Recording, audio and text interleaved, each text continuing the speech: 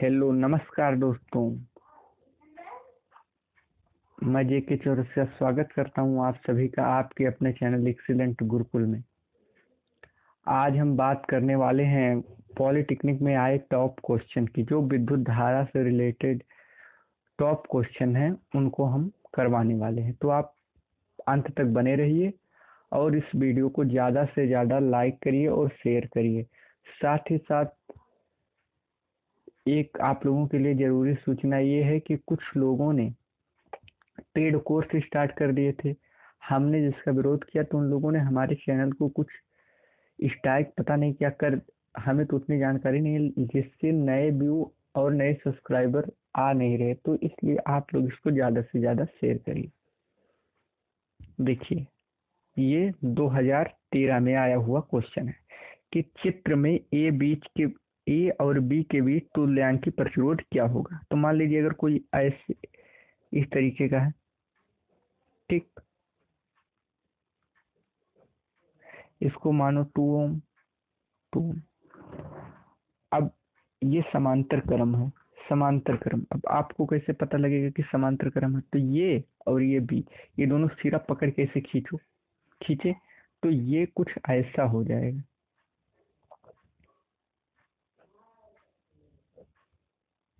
ये दो तार में है ना, इसलिए अगर ये एक तार में है तो श्रेणी, दो तार में है तो समांतर। तो समांतर क्रम में फार्मूला होता है प्रतिरोध निकालने का 1/R1/R1 प्लस 1/R2। अब आप इसमें रख दीजिए, तो 1/R बराबर रख दीजिए 1/2, 1/2। अब दो दो का एलसीएम 2 ही हो जाएगा। फिर ऊपर एक, इसके ऊपर एक, एक एक 2, 2/2 बराबर 1। समझ गए? अब 1/1 आ गया तो 1/R1 बराबर 1/1, इसलिए R बराबर 1 ओम। हमेशा ये भी क्वेश्चन बनता है कि प्रतिरोध का मात्रक क्या होता है। तो प्रतिरोध का मात्रक ओम होता है। ठीक, इसको आर से डिफाइन करते हैं, इसको ओम। ठीक, इसी प्रकार हम दूसरा क्वेश्चन लेते हैं। देखो, ये कह रहा है ए और बी के मध्य प्रभावी प्रतिरोध ज्ञात करिए। तो इसको सॉल्व करने के लिए हम व्हाइटस्टोन ब्रिज का प्रयोग करते हैं। तो देखिए कैसे हम लगाते हैं व्हाइटस्टोन ब्रिज। देखिए, सबसे पहले हम इसको क्या मानेंगे? हम इसको मानेंगे R1, इसको R2, इसको R3, इसको R4। तो इसको हो जाएगा R1/R2 बराबर R3/R4। यही व्हाइटस्टोन ब्रिज का नियम होता है।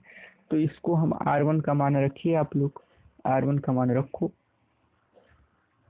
ठीक, इसको दो मानो, इसको तीन से तो कोई दिक्कत नहीं। तो देखो R1 10 प्लस 10/10, 10/10 कट के left hand side right hand side के बराबर आ गया। तो इसमें विद्युत धारा प्रवाहित नहीं होगी। तो अब इसका हम प्रतिरोध आसानी से निकाल सकते हैं। ठीक, अब इसका प्रतिरोध निकाल लीजिए। आर ई बराबर 1 देखो 10 10 10, 1/10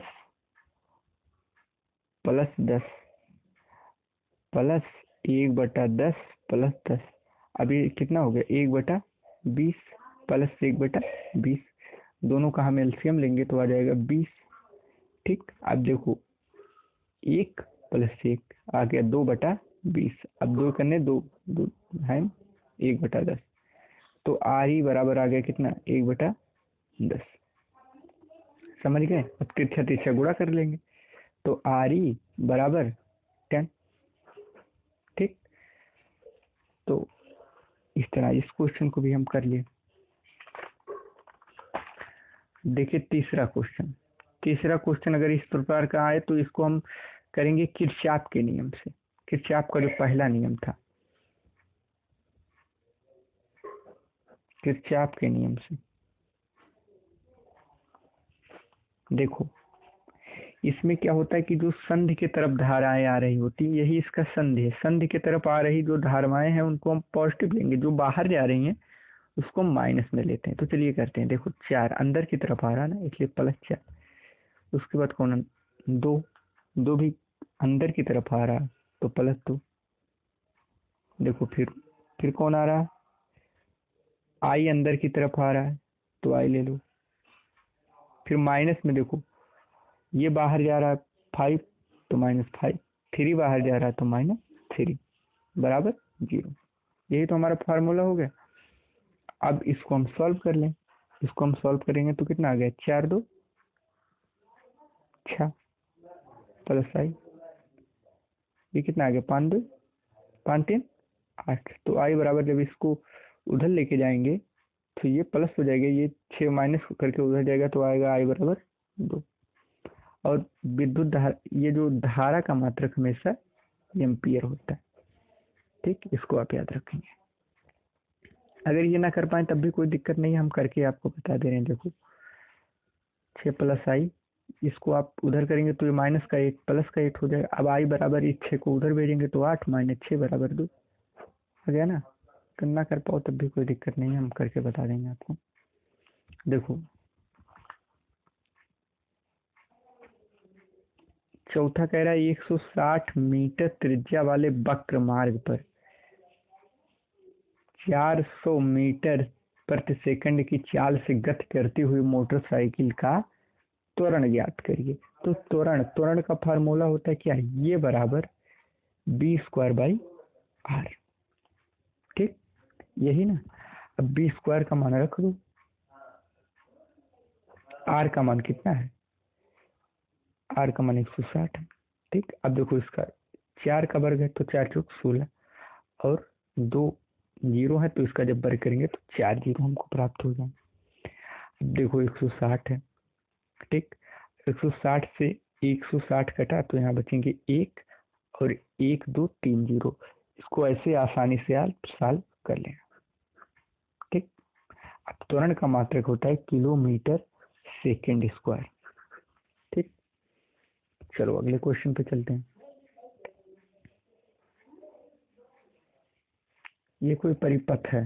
ठीक, इस परिपथ में बहने वाली धाराओं का अनुपात ज्ञात करना। इस परिपथ में बहने वाली धाराओं का अनुपात ज्ञात करना है। तो आप देखो ये दोनों किस क्रम में लगे हैं, R1 R2 में। ये दोनों किस क्रम में जुड़े हुए हैं। ठीक, तो आपको लगेगा कि R1 R2 में बहने वाली धाराओं का अनुपात पूछा है ना, R1 R2, तो श्रेणी क्रम, श्रेणी जब रहेगा, श्रेणी क्रम में धारा का अनुपात बराबर रहता है 1:1। अगर इसमें ये एक बहेगा धारा तो इसमें भी 1 ही एम्पीयर बहेगा। और जब समांतर क्रम रहेगा तब वोल्टेज सेम रहेगा, वोल्टेज बराबर रहेगा जितना वोल्टेज उसमें। ठीक, इसको आप नोट करिए किसी भी पॉइंट में।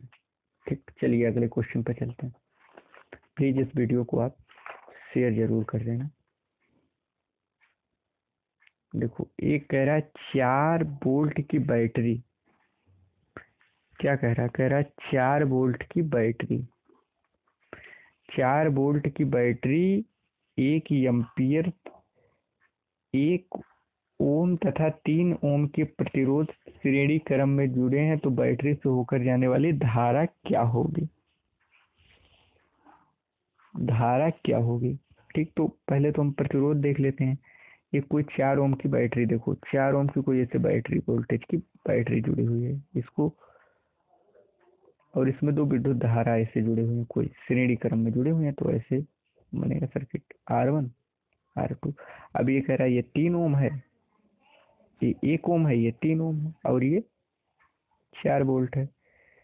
ठीक, तो इसमें धारा कितना है, तो सबसे पहले हम क्या, हम प्रतिरोध निकाल लेते हैं। तो R1 प्लस R2, अब R1 का मान 1 रख देंगे, R2 का मान 3 रख देंगे तो हो जाएगा 4। ये 4 हमारा आ गया। ठीक, ये 4 हमारा ओम आएगा क्योंकि हम प्रतिरोध निकाल लिए। अब हमको अगला क्या निकालना होगा, अब हमको बी दिया ही है 4 वोल्ट, 4 वोल्ट। अब धारा बराबर क्या होता है, पहले वोल्टेज, वोल्टेज बराबर क्या होता है, बी बराबर आई आर। ठीक, धारा गुणे प्रतिरोध। और हमको वोल्टेज पता है, तो अगर हम यहाँ से धारा निकालेंगे तो आई बराबर होगा बी अपान आर। अब देखो बी हमको ज्ञात है, यहाँ दिया हो 4 वोल्ट, 4 रख देंगे। आर भी हमको पता है कितना, 4, 4 से 4 कट गया, 1 एम्पियर। ठीक, इसका सही जवाब है। अब अगले क्वेश्चन पे चलते हैं। देखो 7वां क्वेश्चन कह रहा है, 7वां क्वेश्चन नंबर 7। 10 वोल्ट के विभवांतर 10 वोल्ट के विभवांतर 10 वोल्ट विभवांतर के दो बिंदुओं के बीच एक इलेक्ट्रॉन को ले जाने पर कितना कार्य कराना पड़ेगा। ठीक, तो इसको कार्य बराबर होता है बी इंटू क्यू।